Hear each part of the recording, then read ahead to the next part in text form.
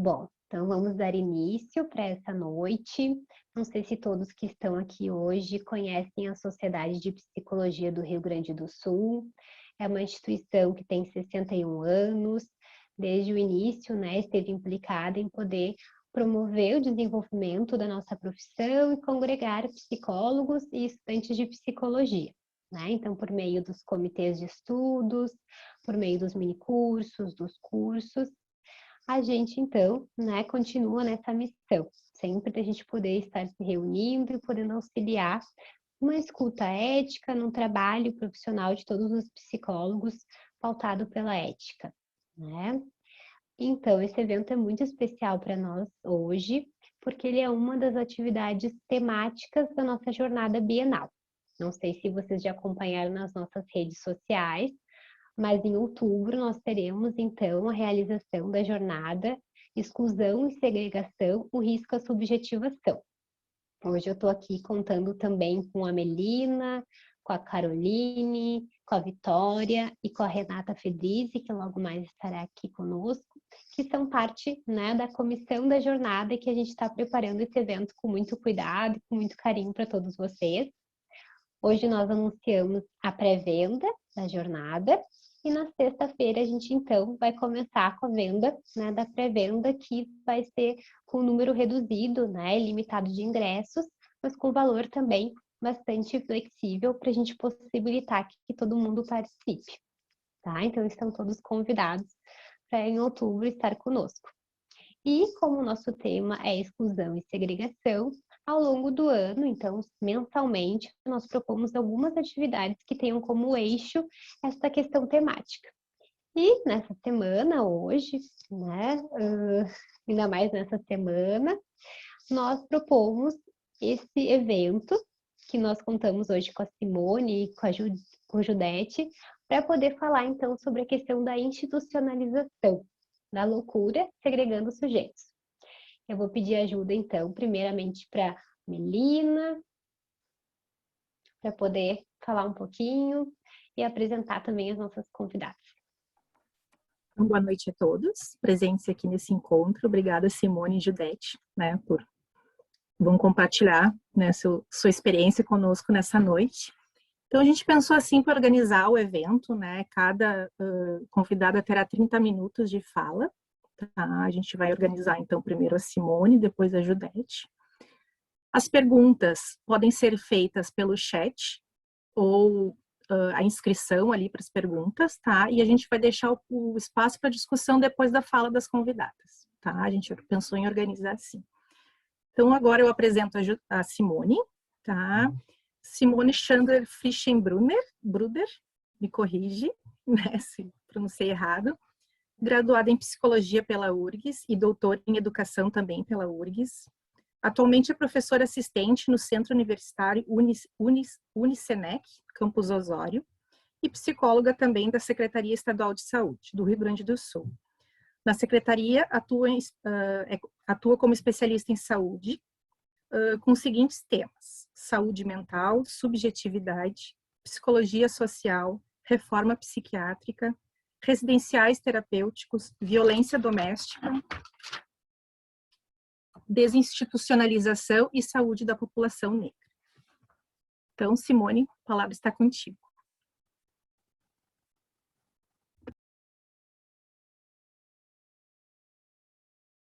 Que abrir o microfone, sim. Bom, então, em primeiro lugar, boa noite. Eu queria agradecer o convite e, ao mesmo tempo, marcar a importância dessa temática na sociedade de psicologia, né? A gente percebe de uns 4 anos para cá a sociedade muito mais atuante, né, e se abrindo para discussões outras para além da clínica tradicional, né? Então a gente não pode deixar de pontuar isso, essa abertura da sociedade de psicologia. Eu agora olhei para primeiro ia vir a Sandra, né? Passou um filme, aí a Judete passou outro filme, porque eu comecei trabalhando em 94, eu entrei na Secretaria Estadual de Saúde, como fiz concurso, e queria trabalhar no São Pedro, né? E comecei a trabalhar com os moradores, trabalhei 3 anos dentro das unidades, e tinha muitas coisas me marcaram dessa época, né? Mas uma coisa que assim cortava o coração é quando uma senhorinha chegava no final do mês, ela recebia, se fosse hoje, em torno de R$50 do serviço de reabilitação que tinha dentro do hospital, né? Todo mês tinha um valor. Ela chegava com um dinheirinho e pedia para guardar. Eu disse, não, mas o dinheiro é teu. Não, eu quero que tu guarde para juntar quando eu sair do hospital, né? Então, assim, né, na época a gente foi atrás e foi uma das primeiras pessoas que saiu do hospital, né? E num movimento de resistência, assim, né? De querer uma vida diferente, né? E eu acho que foi uma das cenas mais marcantes, assim, da época, né? E ao mesmo tempo, assim, é uma alegria ver a Judete, assim, porque ela me lembra um momento de muita luta e de muita alegria também, né? De poder traçar ajudar essa pessoa a traçar um outro destino na sua vida, né? E fico feliz que ela, né, teve a sua casa, pôde, né, avançou mais ainda na reforma psiquiátrica, no sentido de que ela pôde construir a sua vida, né, da forma que ela bem quis, sem um olhar do serviço. Minha trajetória deu muito, né, nessa questão da desinstitucionalização. Participei da saída dos moradores, quando, em 99, entrou, né, a proposta do São Paulo Cidadão, com o governo Olívio Dutra, em que um grupo grande do hospital saiu, né, em função de uma política intersetorial, né, na época, um dos projetos centrais do governo. A maior parte da minha inserção se deu nos residenciais. Eu fiz a minha tese de doutorado com essa temática, né, e eu trabalhei uma experiência em cada região do Brasil, com os residenciais terapêuticos, né? Mas eu envolvi os gestores, os cuidadores, os vizinhos e os usuários, né? E a partir daí eu fiz um diálogo dessas narrativas para pensar a questão da reforma psiquiátrica, que, como o Rotelli, né, coloca, a desinstitucionalização, ela abarca o hospital e os novos serviços, né? Então é um exercício permanente, né? É uma luta permanente. E essa semana eu acho que é para relembrar, né, a nossa luta, também reforçar a necessidade de uma permanente reflexão, né? Se a gente vê que a loucura foi excluída há séculos, não vai ser 30, 40 anos que magicamente as coisas vão se transformar, né? É um processo permanente. Eu trouxe então eu trabalhei com essa metodologia do pesquisador sucateiro, né? Aquele que presta atenção em coisas que parecem sem importância, né? Que o Walter Benjamin trabalha. Eu trouxe algumas imagens dessa minha coleta e alguns relatos, né? Algumas narrativas dos usuários e cuidadores. Então, vou passar, vamos ver se eu só me...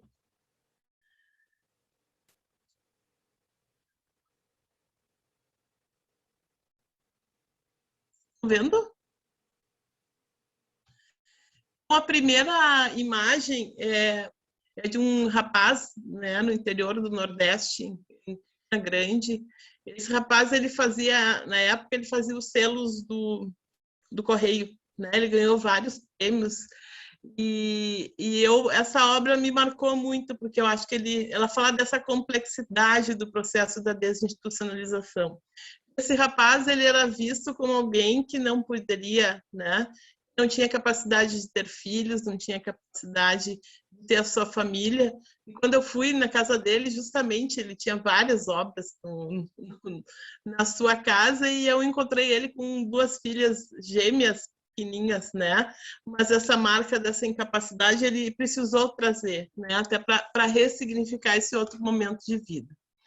Então, eu vou falar a partir, então, né, da minha experiência junto aos usuários, o trabalho na formação, eu dou aula na psicologia, agora estou dando em Osório, dei aula em Caxias, na FSG, e a tese, né? E também a experiência na residência de saúde mental da Escola de Saúde Pública e da URGS. Então, a metodologia, a tese, ela é, né, junto à Faculdade de Educação da URGS, com a professora Nádia Geisa Silveira, se chamou Os Desencontros da Loucura com as Cidades, narrativas do processo de desinstitucionalização do território brasileiro. Eu usei, né, então, eu cursei por todas as regiões do Brasil, né, fiz uma imersão, né, durante praticamente um mês em cada região, né, utilizei muito da experiência aí do meu trabalho no Rio Grande do Sul, enquanto psicóloga. E aí, para começar, né, falar em institucionalização, eu trago a fala de uma usuária, né, que ela conta que na unidade era a mesmice de sempre. A gente, aí agora não sei porque aparece aqui as fotos, eu não consigo. Na unidade era a mesmice de sempre. A gente não tinha esperança. Eu me enxergava uma pessoa que não tinha vontade própria. Remédio eles me davam. Tinha horário para tudo. Agora eu faço meu horário. Eu me cuido. Se eu quero comer alguma coisa, eu vou e faço. Na unidade era aquelas comidas. A gente tinha tudo pronto nas mãos. Eu estava com medo. Eu tinha medo de sair daqui. Medo de viver lá fora e enfrentar a realidade da vida. Mas depois eu saí e vi que não era um bicho de 7 cabeças. Então, essa narrativa de uma das primeiras usuárias que ela saiu do hospital, né? Hoje ela vive numa casa, num complexo habitacional, vive sozinha, e ela conseguiu retomar o vínculo com o filho, né? A partir do momento que ela sai do hospital, que ela começa a trabalhar na cooperativa, esse filho consegue se aproximar, né, mas ela fala dessa vida, né, da instituição total, em que os horários são todos iguais, as pessoas estão vestidas iguais, o cabelo é igual, né, a comida é ruim, né, e junto com isso, né, é a questão dos maus tratos, né. Eu trabalhei 3 anos dentro da unidade, das unidades, e chegou um momento que para mim ficou inviável, né, porque as pessoas queriam a vida fora do hospital, né? E dentro daquela política de exclusão, meu trabalho ficava limitado, né? As pessoas não queriam só ser escutadas, elas queriam ter o direito de morar, de amar, né? E então ela fala um pouco dessa, né, da esperança de sair do hospital, né? Mas esse processo fala muito da desesperança, né? Porque aí eu comecei a me deparar que a psicologia ela precisava atrelar. Se a gente fala que o SUS precisa ser interdisciplinar, intersetorial, eu percebi isso na prática, né? Chegava um momento que a minha clínica ela não dava conta daquele sujeito que queria morar fora, queria, né, viver em sociedade. Então, eu precisava dar conta, precisava de uma política pública, né? Precisava outras disciplinas e outros setores, né, para dar conta da vida, dos desejos dessas pessoas. Então, essa é uma das primeiras narrativas, né?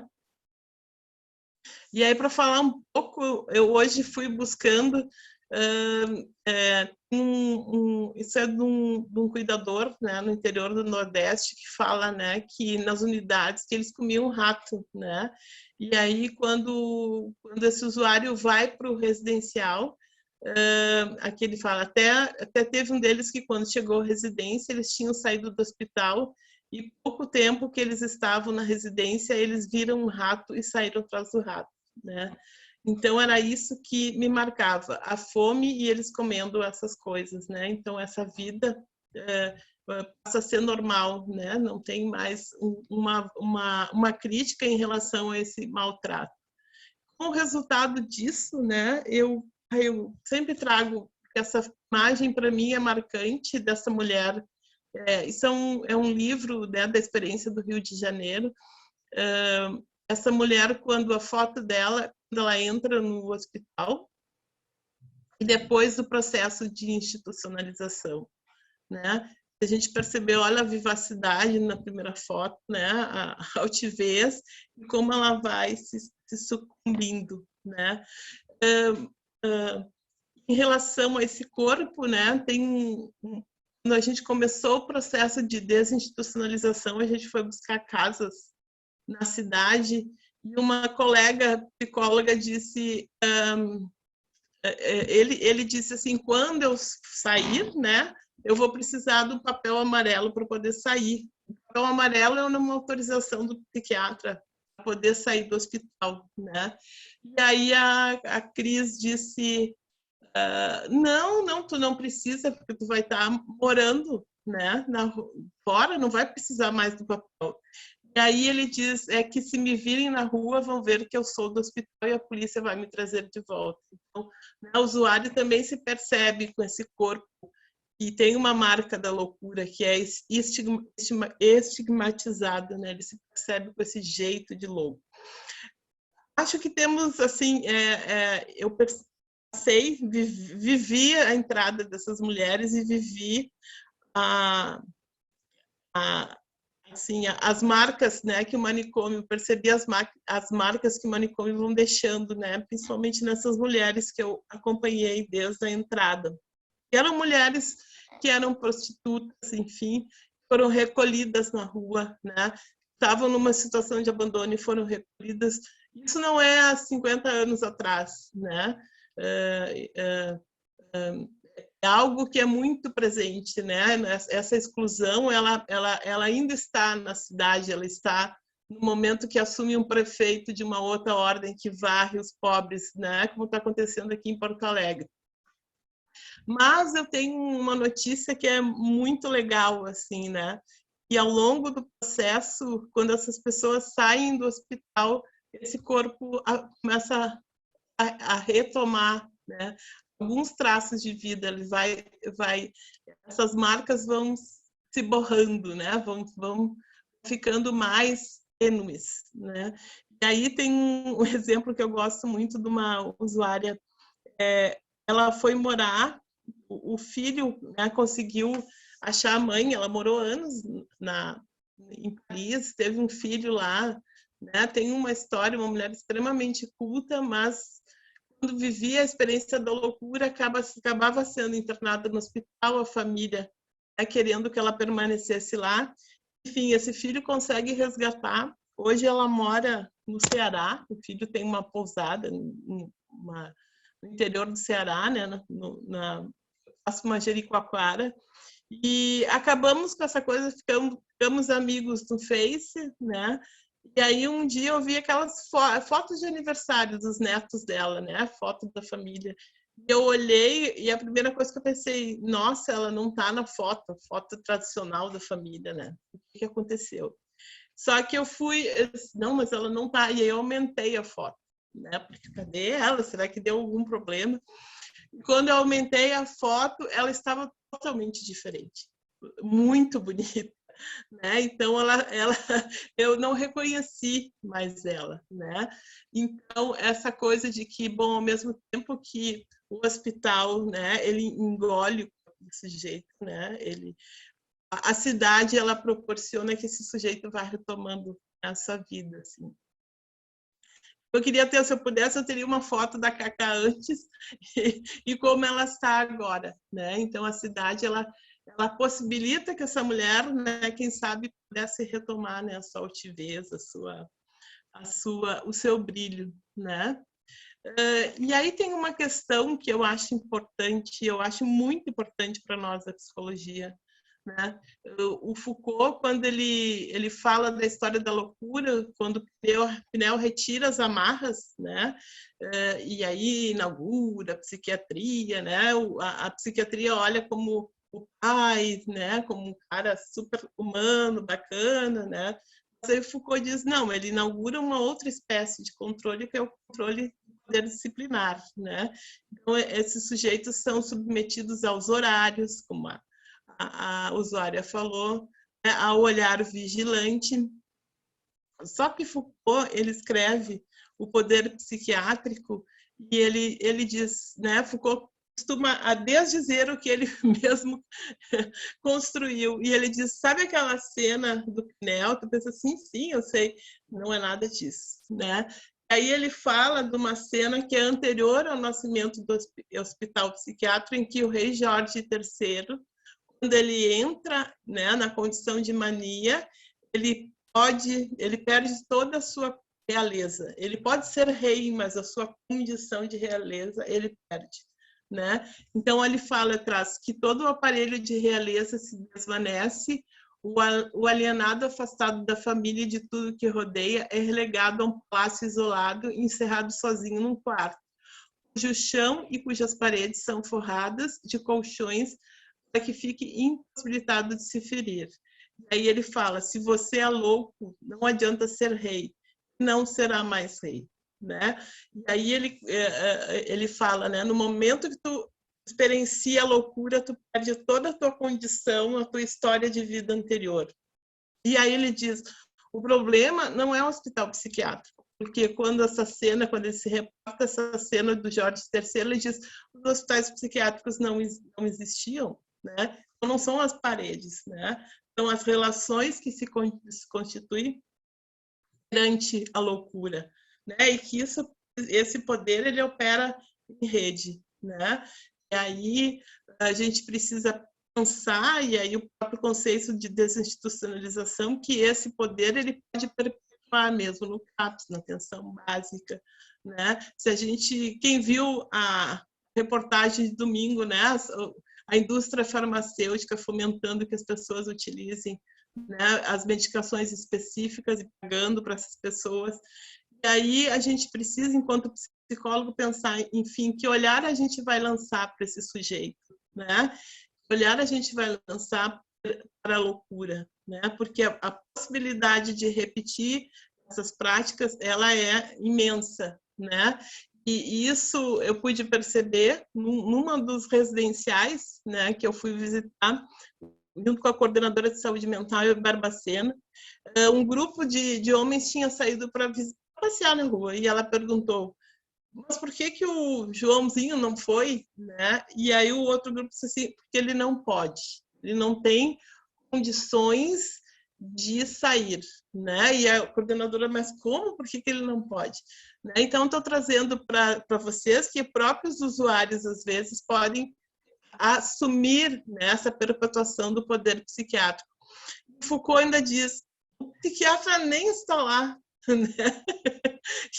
Ou seja, eu não estou falando da figura do psiquiatra, parece que ele está assim, lendo as instituições psiquiátricas, porque a figura nem está lá, né? Quem perpetua são as outras profissões, né? E aí, se a gente for pensar, até os próprios usuários acabam repetindo esse olhar, né?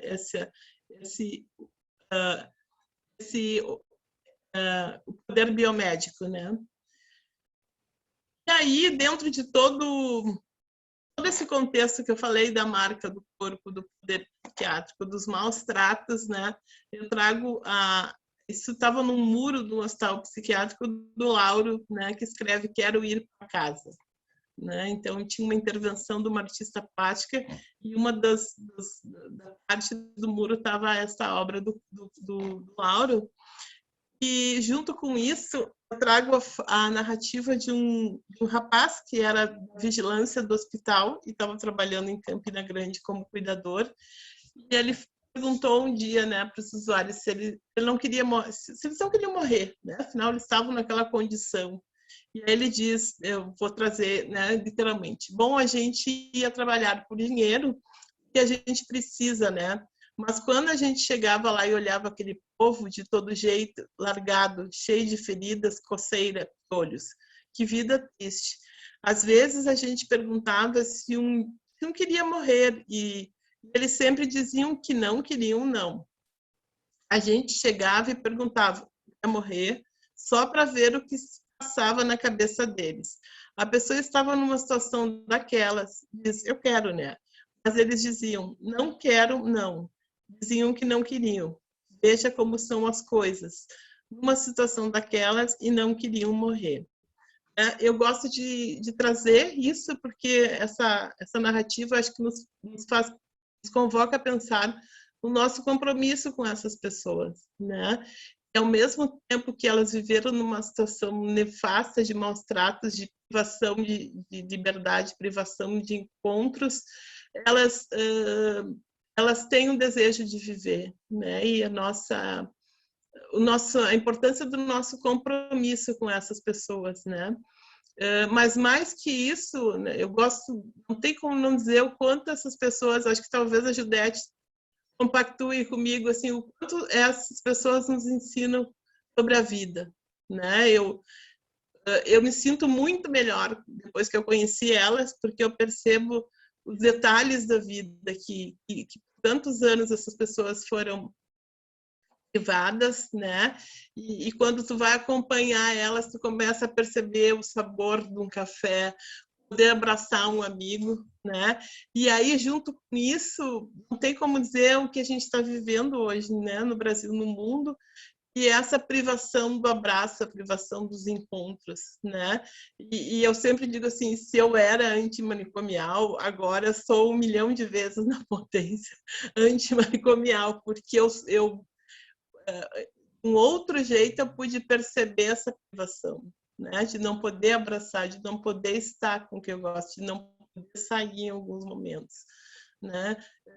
Então que eu acho que isso a gente precisa pensar muito, porque as situações de internação elas atravessam o fazer da psicologia e eu sempre digo, usem todas as estratégias possíveis para que esse sujeito não precise ser internado. Né? Não precisa ser privado, né, da sua família, da sua caminha, do seu travesseiro, quando ele está muito... Né? Então, eu acho que a gente precisa usar essa experiência que a gente está vivendo, que é doída e que as pessoas estão sofrendo, para pensar a questão da internação, né? As consequências da internação. E aí, né, eu gosto muito dessa frase do Thomas Swain, né, porque eu acho que não dá para trabalhar com saúde mental, nem com saber se sem pensar, né, nessa frase desse filósofo francês, que ele fala que a história da psiquiatria, como em qualquer outro lugar, é aquilo de que é preciso lembrar para não repetir, né? Então, diferentes formas que a loucura foi vista, a grande internação, né? O poder psiquiátrico, ele está nos novos serviços, ele está nas relações com a loucura, né? E que a gente precisa ter muito presente isso, né? Essa possibilidade de repetir, porque quando a gente não sabe o que fazer e lidar com o outro é complexo, não é simples, muitas vezes não é simples, a gente procura o modelo biomédico. E aí a gente conhece isso, a gente se agarra aí, né? É o que nos resta. Então, por isso, a importância, né, a gente refletir permanentemente sobre esses olhares. E para compor, eu trago algo que eu vi muito nas minhas andanças pelo país, que é a tal das canecas azuis. Então, essas canecas, elas são conhecidas nas instituições totais, nos hospitais psiquiátricos, nas escolas de correção, né? E quando eu vou para alguns residenciais, elas estão ali. Comecei a achar estranho, um desconforto, eu vou para outro lado do Brasil, lá está a caneca de novo. E aí, o que está por trás disso, né? O louco, né? Bom, vidro pode quebrar, pode, né, atirar no outro, né? O que está por trás aí é a questão da periculosidade do louco. E aí eu gosto muito, né, da obra do Foucault, que os anormais, né? E ele fala dos 3 monstros da psiquiatria criminal, e ali, vou falar, né, poucas palavras, mas ele fala o quanto da psiquiatria precisou tornar o louco perigoso para se tornar uma ciência, né, sublime, como o nefrologista que cuida de um rim, né, que tem um órgão ocupar. Então, ele se alia ao judiciário para tornar, né, a sua ciência algo louvável, afinal ele cuida de alguém, né, dos perigosos da sociedade. Aí, junto com isso, eu preciso dizer que acho que, ao contrário, né, são pessoas extremamente sensíveis, muito sensíveis, né, quem tem essa experiência, muito sensíveis, muito cuidadosas, né, e a periculosidade, ela, para mim, ela é da ordem do humano, né, qualquer um de nós podemos, diante de uma situação, né, nos tornarmos perigosos, né. Não tem como não falar disso, até porque quando eu assumo na Secretaria Estadual de Saúde, eu recebo um incentivo que é 45%, que não é pouco, que se chama risco de vida. Né? Então, o quanto isso, e isso ainda existe no contra-cheque, o quanto essa figura do louco perigoso ainda está institucionalizada, né? Inclusive na nossa legislação. Mas, como toda possibilidade, existem vários movimentos, tem uma narrativa de uma cuidadora que, quando eu falo dessas canecas, ela disse engraçado. Volta e meia aparecem canecas azuis na casa onde sou acompanhante. Não sei de onde elas vêm, mas trato de botar elas fora. Como se elas brotassem e elas, não, isso aqui não. Esse olhar, né, eu não aceito. Né? E para contrapor, eu trago para vocês, né, a casa da Marilda, que ela é toda, né, com essas xícaras de porcelana, esses pratos de porcelana. E foi um dos últimos grupos que eu fiz, né, na minha coleta de dados, então era uma contraposição. E ela diz, né, eu vim para casa e o hospital psiquiátrico ficou lá, né? Aí a gente vê num outro lugar em que a loucura é vista. Essa imagem eu trago que é da casa da Marilda, né? Porque quando eu desci do táxi, essa caturrita deu um berro, anunciou a minha chegada, né? E foi muito interessante, porque a primeira coisa que eu lembrei quando eu vi essa caturrita era dos gritos dentro do hospital. Né? Então, assim, no lugar de gritos de pessoas, eu estava ouvindo gritos desse bichinho, assim, anunciando a minha chegada. E o mais bonito é que a Marilda era muito pomposa, assim, né? Modelo, assim. Quando ela vai, eu vou fotografar com a Torrita também, né? Se enche, assim, né?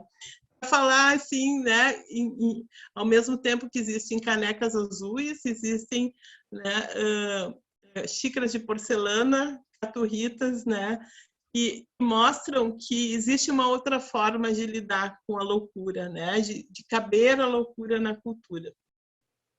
Eu não poderia deixar de falar, né, é uma casa muito engraçada, né, por quê? Né, esse é o tapetinho da casa. E aqui, esta casa, tu entra na sala, os quadros, eles estão assim, né, tortos, e o Jesus Cristo lá no teto, e aqui uma outra, essa mãozinha da usuária que estava me mostrando que a técnica, a cuidadora que ficava na casa, ela dizia, bota lá no teto, e ela subia no sofá e botava lá no teto, né? E aí eu convoco a vocês para pensar, né? Vocês conseguiriam fazer isso? Eu não conseguiria, eu ia dizer, não, é assim, né? É mais embaixo, não pode ir lá no teto, né? E aí, para a gente pensar que a gente está sempre querendo mostrar uma ordem assim, para o outro. Eu achei fantástico assim, a disposição dessa cuidadora, né? Isso é tão importante para o usuário que foi a primeira coisa que ela me mostrou esses quadros, né? Dessa forma. E aí para a gente pensar que a gente precisa também fazer um processo de desfazer da nossa forma de olhar o mundo, né? Para construir uma outra forma junto com o outro, para transitar nessa outra forma de perceber o mundo. Aqui também, né, na sala, também, na mesma sala, os bichinhos. E dentro dessa forma, né, eu acho que essa obra aqui também estava dentro do hospital, né, junto com o Lauro, que fala dessa velocidade diferente, né, também estava no muro. E essa obra fala, né, que o tempo é um relógio de grandeza infinita, de fidelidade divina. Os ponteiros jamais atrasarão, assim como jamais viverão momentos passados. Antes eu ouvia dizer tanto em casa como lá fora que o tempo passava demasiadamente rápido para determinadas pessoas. Porém, hoje eu vejo que o tempo é igual para todos. Nós aqui passamos por ele com uma velocidade diferente, que é a vida, né? É a gente permitir essas velocidades diferentes, né? E não querer impor a nossa razão, a nossa forma de perceber o mundo, assim. Eu acho que esse rapaz, ele nos mostra isso. E para pensar o corpo, né? Esse corpo que ingressa no manicômio e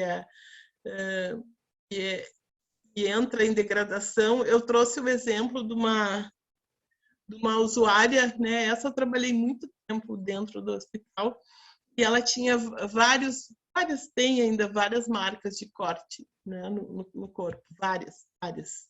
E ela foi também uma das primeiras usuárias que sai, e aí eu fui visitá-la, né, como parte do meu trabalho de pesquisa, e ela muito feliz, né? Ela mostra um porta-de-retratos que ela tá nos 15 anos da vizinha, da filha da vizinha na frente da casa.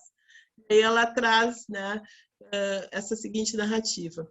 Foi no dia 15 de novembro, aqui na CIS Brasil, referindo-se ao dia em que foi alugar o sapato e o vestido. Eu fui com a Lúcia, porque eu não sabia o lugar. Pelo menos agora eu aprendi onde é que é, se eu tiver que alugar. Agora eu sei, quando eu olhei o sapato, isso aqui não vai dar no meu pé. Daí acho que não vou alugar. Eu fiquei preocupada, não vou aguentar. Daí a Lúcia disse, a Lúcia é a vizinha, né? Faz o seguinte, bota o sapato lá na hora da cerimônia, depois na hora da comilança, na hora da dança, aí tu tira o sapato e bota um chinelinho. Daí eu levei os tamanquinhos. Então, os cortes do corpo ingressam em cortes da alta costura. Daí eu levei um tamanquinho, né? Ela continua. Aí já viu, né? Eu estava com os pés que não aguentavam mais. Tirei embaixo da mesa e coloquei dentro da sacola. Levei lá para o quartinho, deixei guardado lá. Depois, na hora de ir embora, eu peguei, botei um sapato de salto alto com essa roupa. Eu estava transformada. Nunca tinha colocado uma roupa assim. Nunca. Eu perguntei, o que tu sentiste, Mara? Eu disse, meu Deus, será que eu sou essa aqui? Eu ficava olhando, sabe? Não pode ser. Daí a Lúcia disse, nós vamos tirar uma foto para todo mundo ver. Eu queria ligar para ti para dizer da foto e do aniversário que eu fui. Eu tinha alugado uma roupa, desde o dia do aniversário dela. Ou seja, né, então ela ingressa, né, numa outra forma de se perceber, né, nos cortes da alta costura. Hoje ela trabalha, né, no centro administrativo, como serve cafezinho, né, dá um suporte, né, para as equipes das políticas de saúde ali, né, e tá muito legal, assim, muito bem ela, né. E aí eu pergunto, né, reforça a loucura é perigosa, esse lugar que o louco, né, é visto, é percebido. E eu trago para a gente, tem o Gil, né, era um vizinho, né, de um grupo do interior da Paraíba, e aí o Gil fala, a gente vê uma verdade, a gente não vê nada artificial. Então a gente se sente bem, porque é tão difícil a gente ver isso nas pessoas consideradas normais. Para pensar, né, o que a Rosane Ramalho, né, fala que a loucura ela é fascinante, né, mas a loucura nos assusta. E aí eu trouxe essa passagem do Edson Brandão, ele é jornalista, e montou, né, o Museu da Loucura em Barbacena, eu acho que pode nos ajudar a pensar, né? Antes que você torça o nariz e sinta náuseas diante das faces grotescas e corpos arruinados pelos hospícios e pela vida, saiba que, pelo avesso, eles falam de beleza, saúde, alegria, bem-estar e esperança. Compare-se a essas pessoas. Sim, são pessoas, membros da nossa espécie. Homo sapiens gerado em ventres humanos. Descubra que sua ocasional infelicidade é insignificante. Sua ligeira depressão é frescura. Que suas rugas são lindas e que o mundo chato em que você vive é o paraíso. Estes infelizes estão para lembrá-lo que sua felicidade é mais real do que você imagina. Sinta-se igual a eles, você é apenas o outro lado da moeda. Então, para a gente pensar, né, finalizar, eu trago essa reflexão do Edson Brandão, que fez todo o trabalho de resgate das imagens, né, que hoje compõe o Museu da Loucura em Barbacena.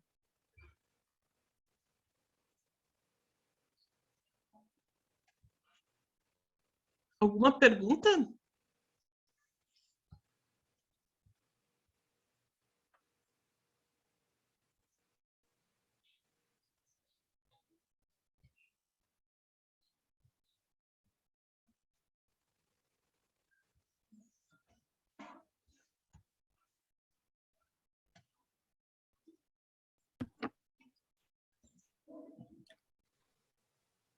A gente pode seguir agora com a fala da Judete, né? E aí a gente abre para as perguntas no final, o pessoal pode se inscrevendo ali no chat e a Caroline, né, vai mediar a discussão, tá? Então, vou apresentar a Judete Ferrari, psicóloga, especialista em saúde mental, trabalha no SUS há mais de 20 anos, criadora do SAIS Mental, Sistema de Atenção Integral à Saúde Mental na cidade de Alegrete. Coordena a Parada Gaúcha do Orgulho Louco, que está na 9ª edição. Coordenadora de uma rede online de grupos de ajuda mútua na pandemia. Com a palavra, Judete. Obrigada, Melina. Obrigada, Pamela. E obrigada a todas e todos vocês que estão aqui. Um beijo bem especial para Simone. Simone, que é uma parceirona, mentaleira, companheira. Andamos muito, né, por esse estado e no país para construir a reforma psiquiátrica como militantes da vida. E eu tenho vários momentos contigo, Simone. Nós cantando dentro de ônibus, indo para a Conferência Nacional de Saúde Mental. A tua vinda a Alegrete com a nossa querida Egídia, né, quando veio do hospital psiquiátrico para voltar para casa. Várias idas nossas, né, a Porto Alegre, caminhadas, oficinas, participação das atividades da Anal da Liberdade, enfim, muita coisa. Então é bom estar aqui nesse espaço com essa gente legal, bonita. Eu quero agradecer à Sociedade de Psicologia do Rio Grande do Sul, dizer que eu vou tentar ocupar um espaço que é o espaço da Sandra Fagundes, que eu vejo que ninguém consegue ocupar como ela, né? Não vou tentar fazer como ela, mas vou tentar trazer a minha experiência, dizer que eu tenho profunda admiração pela Sandra Fagundes, pela sua história, sua capacidade técnica, política, a sua capacidade de cientista, de capacidade de mudar a sociedade, né? Que a gente vem junto com ela construindo isso. E ela está bem triste que não pôde estar aqui, mas me ligou e a gente não poderia não aceitar essa possibilidade de estar com vocês, de trazer a experiência. E aí tanta coisa bonita trazida pela Simone, né? Tanta recordação assim, que é um fazer. A Melina foi querida comigo. Eu tenho 30 anos, Melina, já estou me aposentando. Espero que esse ano saia a minha aposentadoria. De um fazer que a gente vem diariamente batendo nas portas, chegando no rádio, através das ondas do rádio no coração das pessoas, porque esse é um trabalho, o da reforma psiquiátrica, que a gente tem que conquistar coração e mente. A gente precisa enfrentar aqueles que dizem que não é possível haver um cuidado com qualidade fora do hospital psiquiátrico. É preciso que a gente enfrente também aquela concepção que acha que tem alguns casos que precisam do hospital psiquiátrico. É preciso que a gente enfrente, né, aquele pensamento que acha que se pintar o hospital, limpar, trocar as camas, botar uns lençóis cheirosos, melhorar a comida, a gente vai estar humanizando e, portanto, enfrentando a violência. Não é assim. A Simone trouxe muito bem. O cerceamento da liberdade, de tu poder estar do teu jeito, com o teu sofrimento, e poder ser acolhido, nada que te prenda é terapêutico. Então, eu tenho a convicção de que o cuidado em liberdade, ele é terapêutico. O cuidado no hospital psiquiátrico, ele nunca vai ser terapêutico porque tu não consegue sair de lá. E a gente está sentindo na carne, a Simone trouxe isso, a gente está sentindo na carne o que é estar enclausurado na casa, sem poder sair. E a gente querendo muito. Aí a gente abre a janela, mas não pode sair. E aí sente muito do que os nossos ditos loucos, né, os nossos sofredores psíquicos sentem naquelas instituições. A gente tem histórias difíceis, assim, né, como o caso do Centro Hospitalar Psiquiátrico de Barbacena, que, conforme a Daniela Arbex, né, conta do Holocausto brasileiro, eram campos de concentração. Então, assim, foram 60 mil pessoas que perderam a vida entre 1913 e 1980. 60 mil pessoas. 70% não tinha diagnóstico de sofrimento psíquico, de loucura, de doença mental. A colônia, como é conhecido, né, o Hospital de Barbacena, ela chegou a arrecadar 600 mil reais, né, com a venda de corpos para as faculdades de medicina próximas a Minas Gerais, a Belo Horizonte, né, e a Barbacena. Vocês imaginam, era uma fonte de arrecadação, porque a vida dentro do hospital, ela propicia a morte, e aí se lucrava com esses corpos.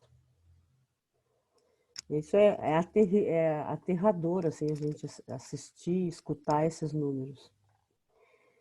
E quem eram essas pessoas, né? Eram políticos, militantes de concepções diferentes das concepções ditatoriais da época, né? Eram mães solteiras, homossexuais, epiléticos, eram mendigos que não tinham casa, que estavam na rua. A grande maioria dessas pessoas eram negras. Então, o exemplo de Barbacena é o exemplo dos hospitais psiquiátricos que a gente identifica ainda no Brasil afora. Ainda tem muita gente que a gente precisa tirar, né? Que a gente precisa construir condições e espaços de maior dignidade, assim como foi apresentando a Simone nesse relato de como faz da institucionalização para a desinstitucionalização da loucura. E esse é um trabalho que a gente vai ter que fazer sempre, Porque não é só o hospital psiquiátrico que está institucionalizado com a loucura. A cabeça das pessoas está assim. E a gente vê onde isso? Nos preconceitos, né? A gente vê na intolerância, a gente vê no abuso, na violência. A gente vê e assiste hoje assim coisas horríveis com as crianças, com as mulheres, com a população LGBTQ+, né? A gente vê as pessoas pedindo que seja respeitado o seu direito de ser como é. Que a sociedade não mate, não violente porque a pessoa é homossexual ou porque a pessoa é mulher e forte, né? Então, assim, a gente assiste muita coisa ainda na vida. A minha história de trabalho, ela começou com o trabalho fora do hospital psiquiátrico. A gente nunca teve um hospital psiquiátrico aqui na minha cidade, mas a gente tinha os hospitais do estado, né, onde eram internados as pessoas que sofriam psiquicamente. Com a reforma psiquiátrica foram constituídos serviços. Nós lá nos idos dos anos, final dos anos 70, início dos 80, né, Simone, começamos a construir serviços que a gente chamava de serviços substitutivos, porque o nosso objetivo era claro que era substituir o hospital psiquiátrico. E nós fomos construindo cada comunidade, cada município ia construindo o seu modelo. A gente tinha diretrizes de como o cuidado tinha que ser prestado, né? E o que a gente queria desinstitucionalizar. Mas cada município, então, buscava construir o seu modelo. E nós aqui, no Alegrete, construímos um modelo que a gente chamava de Serviço de Atenção Integral à Saúde Mental, que a gente chamava de SAIS Mental.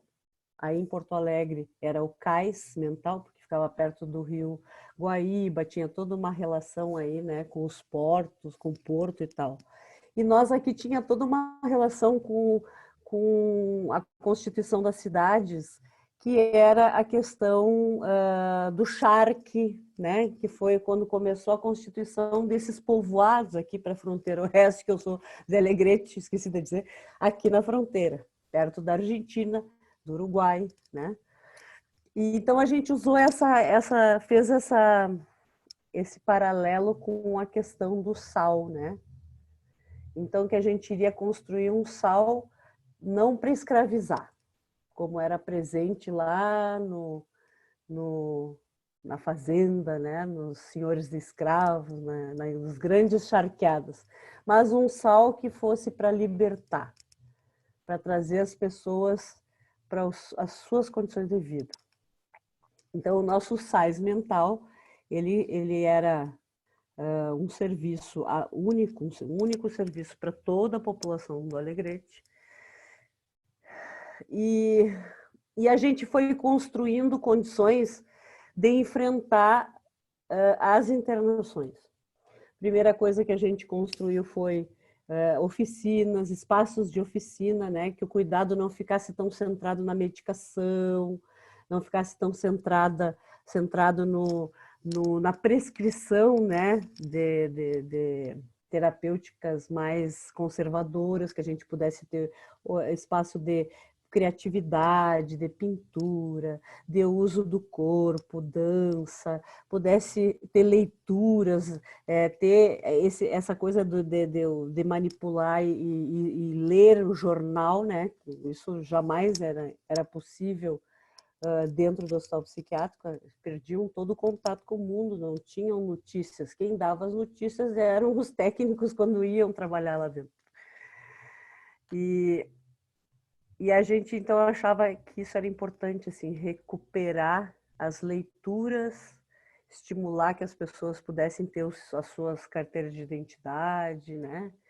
os seus títulos eleitorais, poder voltar aos bancos escolares, e aí também entrar nas escolas e fazer essa defesa da reforma psiquiátrica e que a escola pudesse receber os nossos usuários nas salas de aula, era muito importante.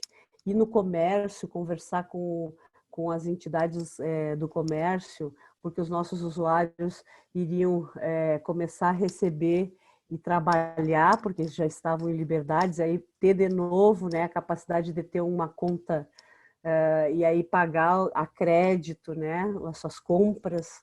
O que isso implicava? Procurar as empresas de ônibus, né, onde iriam circular na cidade nos ônibus e aí ter o entendimento que às vezes não se movimenta com a mesma velocidade, né, que as outras pessoas, aí também ter uma certa tolerância a essas diferenças. Então, foi um movimento muito de diálogo com o município. Isso que a Simone estava trazendo com relação à cidade é fundamental.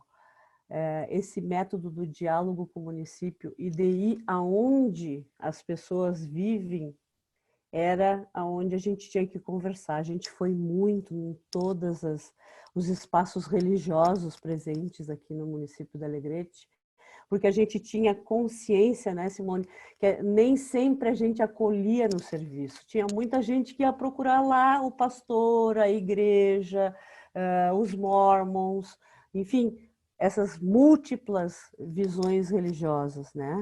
Testemunha de Jeová. Então, era preciso que a gente conversasse com os líderes religiosos, explicasse o que é que nós estávamos fazendo, né, com o sais mental, e que eles também poderiam nos ajudar na acolhida, que nós não iríamos ocupar o espaço de sermos líderes religiosos, espaço de sermos aconselhadores religiosos, mas e que eles também não iriam ocupar o espaço da ciência e da técnica, mas que nós iríamos nos complementar no cuidado. E era um momento muito interessante, porque nas nossas oficinas eles eram enviados pessoas das mais diferentes religiões, e as pessoas elas não iam lá para fazer pregação religiosa. Elas iam lá para conhecer o que era uma oficina, o que era um serviço de atenção integral, como é que os usuários participavam e entravam na mesma construção que os usuários ali naquele lugar. Então, foi um momento de muito avanço, assim, nesses 30 anos. Aí, a gente foi construindo, enquanto movimento nacional também, né, um avanço e foi ocupando espaços, a reforma psiquiátrica foi começando a ganhar espaço governamental e, portanto, financiamentos no Ministério da Saúde. A gente construiu os CAPs, o nosso serviço de atenção integral aqui recebeu financiamento federal, né? E a gente, desse serviço de atenção integral, virou um centro de atenção psicossocial, que era o modelo utilizado para financiamento, mas nós não abrimos mão do nosso nome, nós seguimos como SAIS Mental. Então, nós somos um CAPS SAIS Mental. De lá para cá, a gente foi buscando, também junto à Santa Casa, né, constituindo leitos de atenção integral à saúde mental dentro do Hospital Geral, que é fundamental para que a gente efetivamente pudesse acolher as pessoas em crise e evitar com que elas fossem para o hospital psiquiátrico. A gente criou acompanhantes terapêuticos para trabalhar dentro dos hospitais gerais, para aqueles casos onde a pessoa não conseguia ficar sozinha, né, todo o tempo, porque o seu sofrimento exigia uma atenção permanente por parte da equipe e o trabalho no hospital geral é diferente do trabalho no hospital psiquiátrico, né? Porque a equipe lá ela atende todas as questões de saúde, não só a questão de saúde mental. Então era preciso que a gente complementasse aquela equipe, né, com uma atenção que fosse mais de qualidade, por isso os acompanhantes terapêuticos na Santa Casa. A gente foi constituindo CAPs de infanto-juvenil, né, para acolher as crianças, as pessoas com os adolescentes, né, os jovens, seus pais, os professores, as escolas, toda essa demanda, porque a reforma psiquiátrica tem um atraso, não a reforma psiquiátrica, a saúde pública, no que se refere a crianças e a jovens, tem um atraso de elaboração para esse setor. Então, era preciso que a gente pudesse construir mecanismos para superar esse atraso.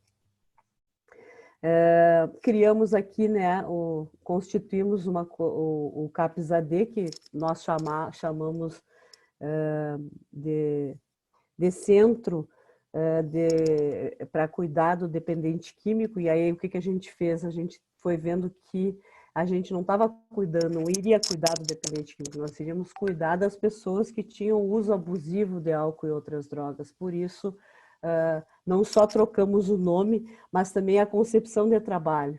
A gente trabalha muito mais na direção, né, da redução de danos do que da punição ou sei lá,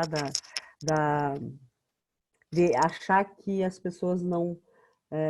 da punição mesmo, né? No caso dos sofredores por uso abusivo de drogas. A gente constituiu pela atenção e saúde mental para o campo, né? Como é que faz? Se a gente vive aqui no Alegrete, perto da fronteira oeste, é uma cidade rural, né? Que vive do arroz, da plantação do arroz, soja, da agricultura e da pecuária.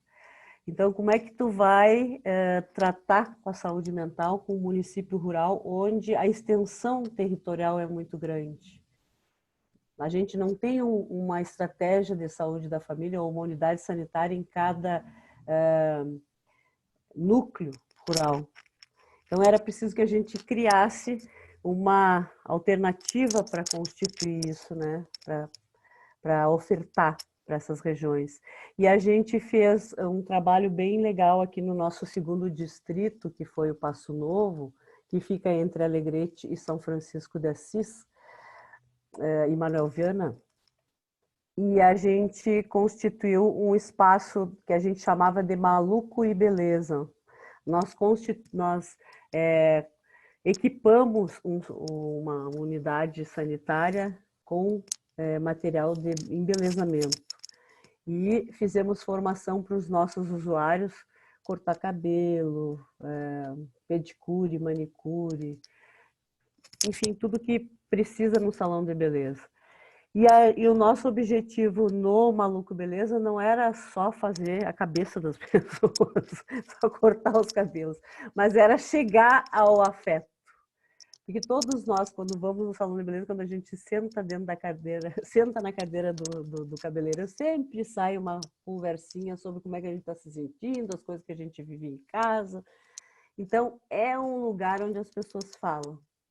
E aí a gente utilizou esse saber popular para constituir o Maluco Beleza. Deu tão certo que os nossos usuários eles começaram a dizer que lá no Passo Novo eles não eram vistos como usuários da saúde mental. Eles eram vistos como cabeleireiros, como pedicure, manicure e especialistas na vida, nos problemas da vida. Então é um retorno muito bom quando tu vê a desinstitucionalização acontecendo, né, no cotidiano.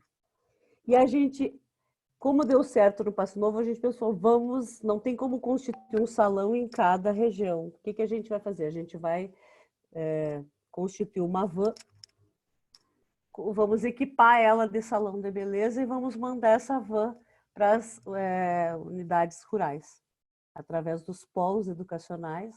Começamos com as escolas rurais, e aí foram as crianças que chegaram para fazer o corte, pezinho, aquele risquinho, usar a máquina, né? Fazer unhas decoradas, enfim, tudo que é possível. E quando a gente viu, estavam chegando os familiares dessas crianças para conversar conosco. E quando a gente viu, num terceiro momento, a comunidade rural estava vindo para a escola também. E aí, os dias que a Maluco Beleza ia para aquela determinada região, virava um encontro, uma festa, né? Uma quermesse. Tanto que a escola não tinha como dar de comer para todo mundo. O que a gente teve que criar? A gente teve que criar o Dia da Fumaça, que era cada um levava um pedaço de carne e a gente fazia um churrasco naquele dia. E aí compartilhava a comida que cada um tinha em casa. E aí a saúde mental não era vista como um lugar de não quero ir para esse lugar, não sou louca, não sou louco. Era vista como um lugar de encontro potente da vida, né? Eu quero dizer para vocês que o Maluco Beleza foi terminado agora por essa gestão. Eu tenho uma dor no coração muito forte, porque para mim foi a experiência mais rica comunitária que a gente conseguiu construir em termos de desinstitucionalização e de valorização do fazer do usuário. O que a gente começou também no Alegrete? A gente se deu conta, conversando com o professor Eduardo Mourão de Vasconcelos, mais o projeto Transversões, né, da Universidade Federal do Rio de Janeiro, nossa gestão aqui no Estado, quando a Sandra estava de secretária estadual de saúde, a gente identificou que era preciso, que o usuário também tinha um componente de cuidado muito importante no seu tratamento. E que ele podia acolher os seus pares quando esses não estão bem. E aí a gente constituiu grupos de ajuda e suporte mútuo em saúde mental, onde os apoiadores desses grupos são os usuários, os facilitadores desses grupos são os usuários, e a troca é a troca do que viveu, do que vive, e quais são as experiências que vai aprendendo para superar o sofrimento psíquico. E esses grupos, eles têm sempre um apoiador técnico acompanhando, no caso de uma urgência, emergência. E fomos indo, né, pessoas? O que eu vejo é que veio a pandemia.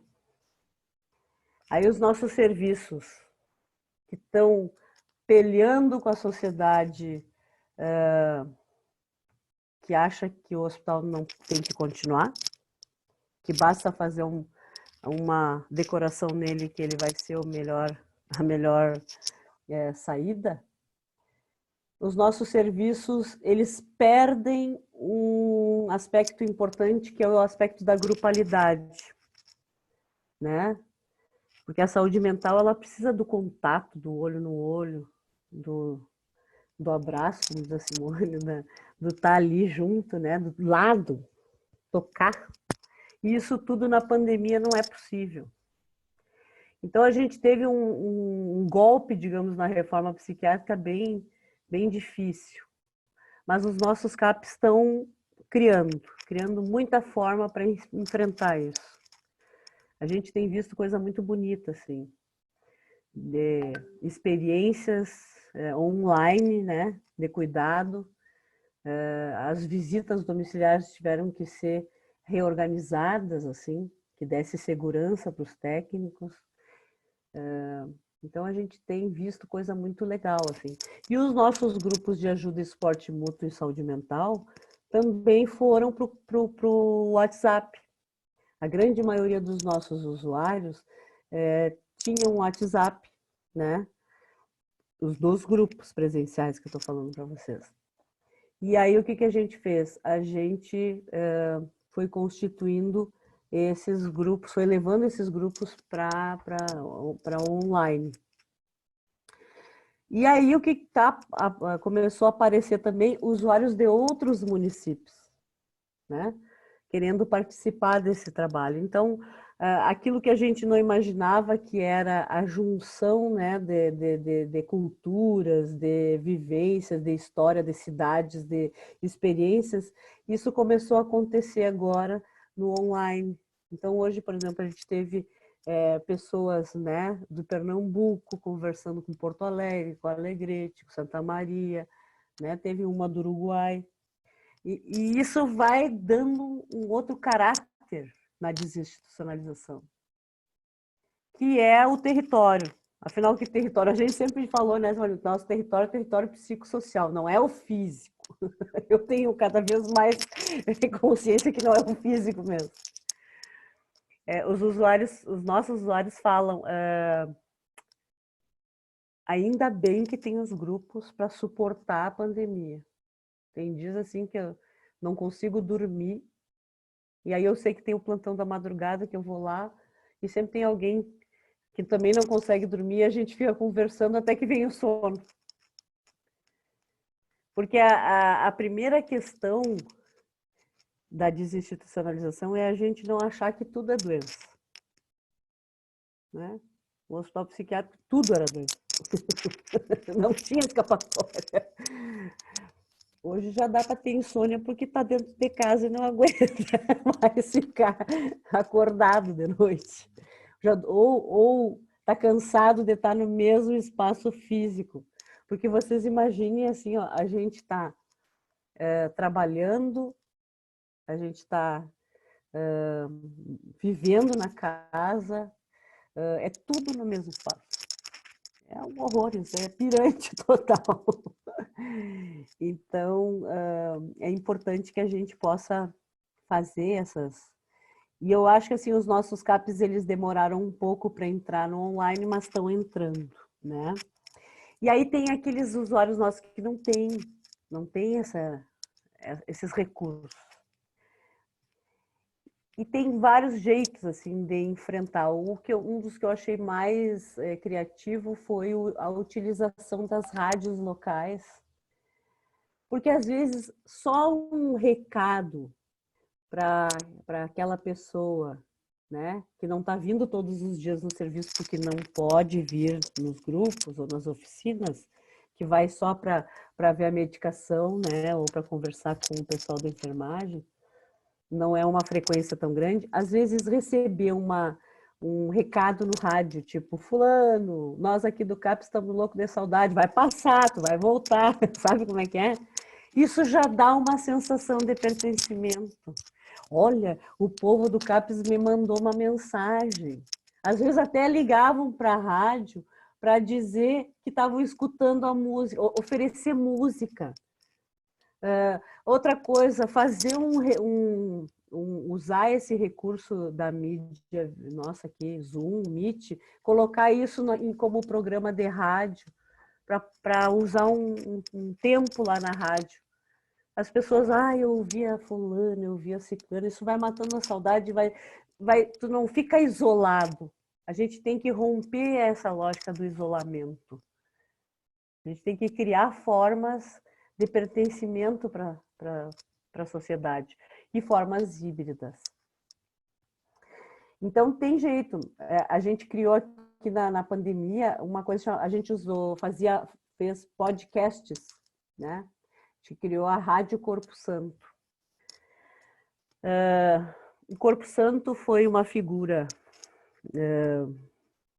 gaúcha que era vanguardista assim, na sua época. Em 1857, o Corpo Santo começou a dizer, ele morou aqui em Alegrete, teve tuberculose, e naquela época o lugar para tratar da tuberculose era nessa nossa região aqui, por causa do ar. O ar era um ar que ajudava, tanto que o hospital de tuberculose estadual foi criado aqui, era aqui em Alegrete, o Hospital Regional de Tuberculose. E esse foi o nosso manicômio que nós tivemos que desmontar na reforma psiquiátrica, porque todo mundo que era internado no Hospital de Tuberculose aqui, ninguém queria chegar perto, né? Porque ia pegar, porque ia ser...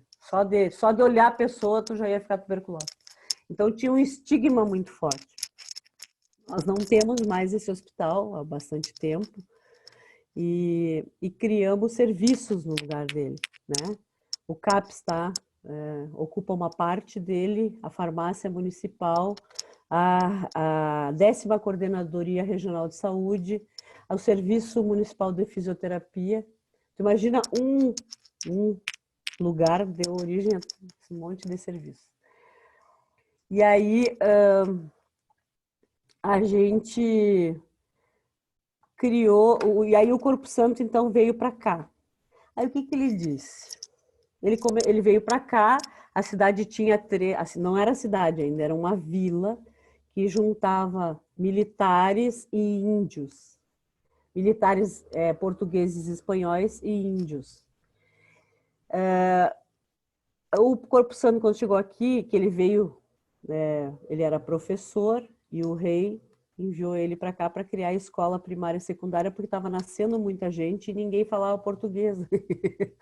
E ele disse, a língua é demarcação de fronteira. Então, a língua que tem que ser falada lá nesse lugar aqui, né, que eu moro, tem que ser o português, porque é uma colônia portuguesa. E aí ele veio para cá para fazer isso. Quando ele chegou aqui, ele viu que falava uma mistura, uma mescla. Sabe isso que a gente fala de portunhol? Daqui é muito forte.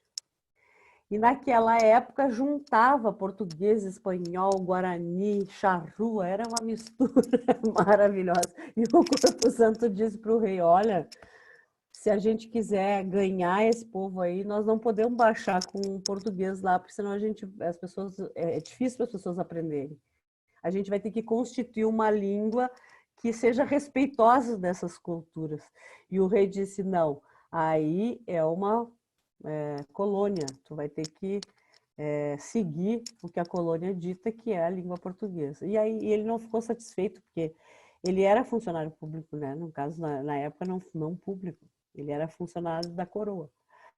E aí o que ele fez? Ele começou a escrever para a universidade essas ideias. Vocês imaginem, em 1857, é muita vanguarda. Hoje em dia é difícil de sustentar isso, mas naquela época. E ele foi visto como louco, é louco. E nós estávamos passando pelo período da República. Então tinha uma disputa local aqui, se a gente iria seguir colônia ou se a gente iria virar república. E o Corpo Santo, com as ideias que tinha, defendia a república. E ele virou vereador e disputou com um juiz que pediu a interdição dele, que pediu que ele fosse examinado no Hospital Pedro II, no Rio de Janeiro, e a equipe disse que ele gozava bem da sua saúde mental. E o juiz solicitou uma outra avaliação no Hospital São Pedro. O juiz solicitou 2 ou 3 avaliações, porque ele não estava satisfeito com as condições mentais do Corpo Santo. Ele foi enlouquecido em Alegrete. Quando ele foi enlouquecido, ele começou a escrever histórias. E aqui, só para vocês terem uma ideia, o Corpo Santo é considerado o pai do teatro do absurdo, né? Em todas as universidades de artes cênicas no Brasil afora tem auditório Corpo Santo, sala Corpo Santo, biblioteca Corpo Santo, tem tudo. Olha a Daniela tá aqui. Daniela minha querida. Daniela Menezes. E aí o que aconteceu? Alegrete não sabia. Tudo aconteceu aqui na nossa cidade e Alegrete não conhecia, estava de costa para essa história. Quem é que trouxe isso à tona? O movimento nosso da saúde mental. Estudando, lendo, conversando, entrando nesse circuito da luta antimanicomial, a gente foi se apropriando da história do Corpo Santo a partir de indicações, assim, inclusive de alunos. Então, por isso a nossa rádio tem esse nome, né?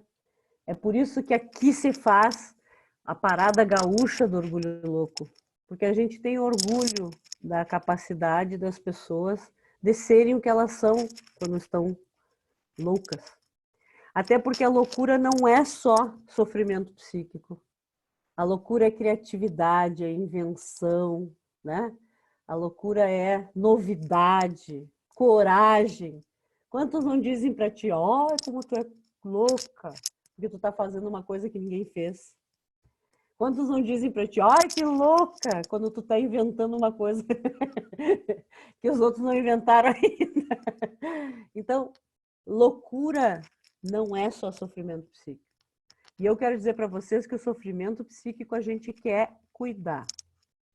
A gente não tem orgulho dele, a gente quer cuidar. Agora, a loucura, essa sim, ninguém tem que mudar. Essa aí é motivo de orgulho para todos nós. Porque é isso que nos define enquanto sujeito na sociedade. E aí esse diálogo que eu estava falando para vocês, que a gente fez e faz permanentemente com as instituições e com a cidade e com a zona rural, na Parada do Orgulho Louco a gente faz o ano inteiro. A Melina disse que a gente tem 9 na rua, 9 paradas na rua. A 10ª parada foi ano passado que nós tivemos que fazer online, né? Mas fizemos com muita coragem, muita força, assim, nos desafiando. Foi uma parada que nos jogou para o Brasil, porque daí teve gente de fora do Rio Grande do Sul que acompanhou ela.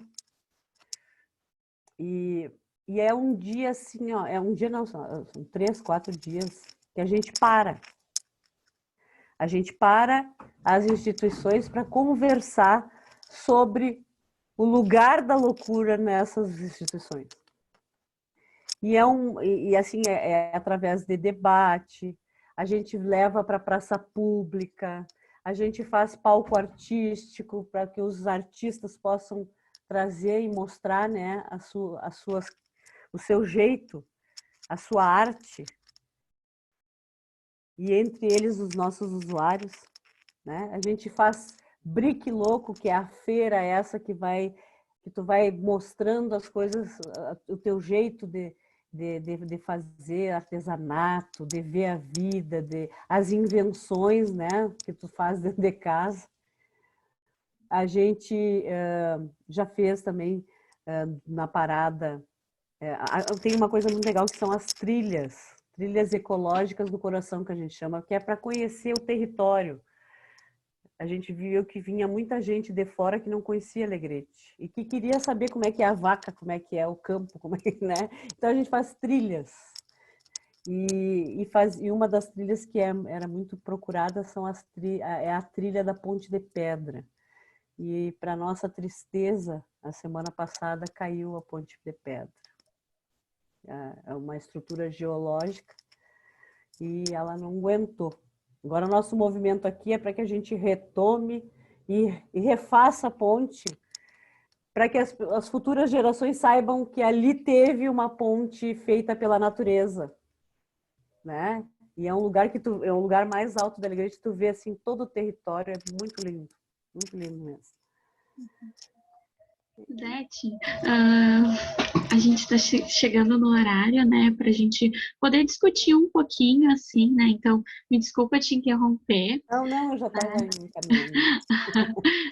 Eu gostaria muito de agradecer, né, a Simone e a Judete, né, por a fala maravilhosa, assim, eu acho que foi muito rica, né, trouxe muitos questionamentos e colocou a gente a pensar, né, nessa noite e também a gente entender tudo que está acontecendo, né, estar atento sobre o que está rolando, né, e acolher o sofrimento dessas pessoas.